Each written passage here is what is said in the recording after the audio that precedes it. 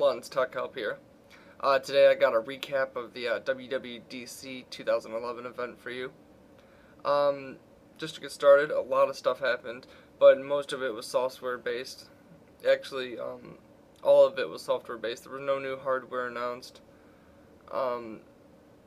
Just to start off, let's start off with OS5.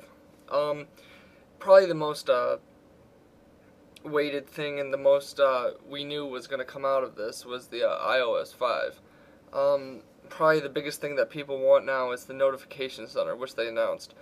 You basically just swipe down from the top bar, basically Android, that gives you the all your notifications. As you can see from the picture in the middle, you see phone, messages, mail, score center, and Facebook.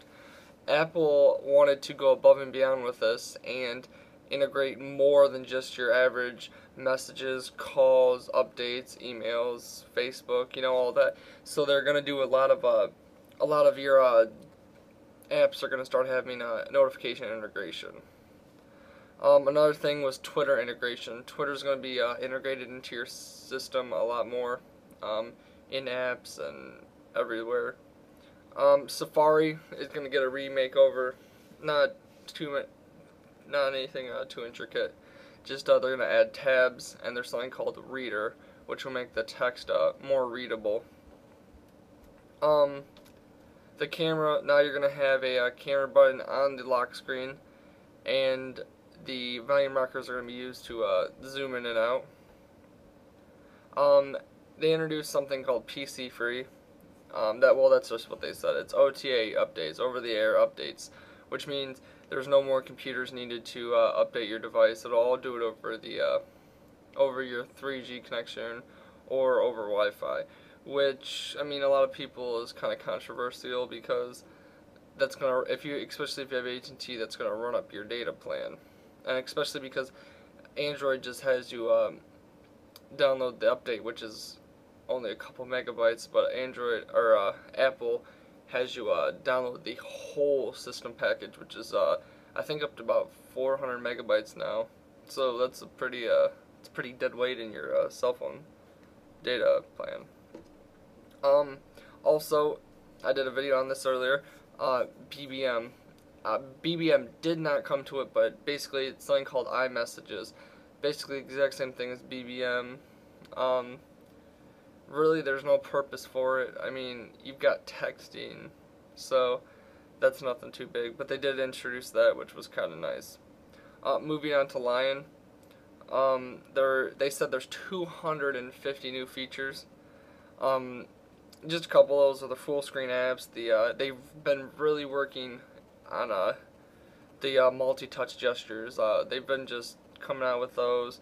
Launchpad, which basically is like your iOS device that has all your apps and you can scroll through them and stuff. AirDrop, basically you can just share device or software between computers fast. Nothing too bad. It's supposed to come out in July. No set time, not early or late. Nobody knows, just July. And it's $30. They took away discs totally in the App Store. So you have to download it from the App Store, and you can download it on any of your computers then, so you don't have to buy it again and again. The next big thing was the iCloud. Basically it's just like Amazon's Music Cloud, except it's a lot better, and Amazon's about to not even have a Music Cloud. It's auto upload, so anything you ever put on your computer, it automatically uploads. Backs up all your devices. It's downloads to any devices. It automatically ups them 256 kilobits per second, which is kind of nice. Steve Jobs couldn't stress enough that it would be quick, and that it would just be something that it just happens and it's quick. You don't have to wait days and stuff. So that was nice. And probably the best feature of all is it's definitely free. Whether you have 20,000 songs or 2 songs, it's free. There's no different price ranges for how many songs you have like Amazon. So that's obviously going to make all the competitors go down.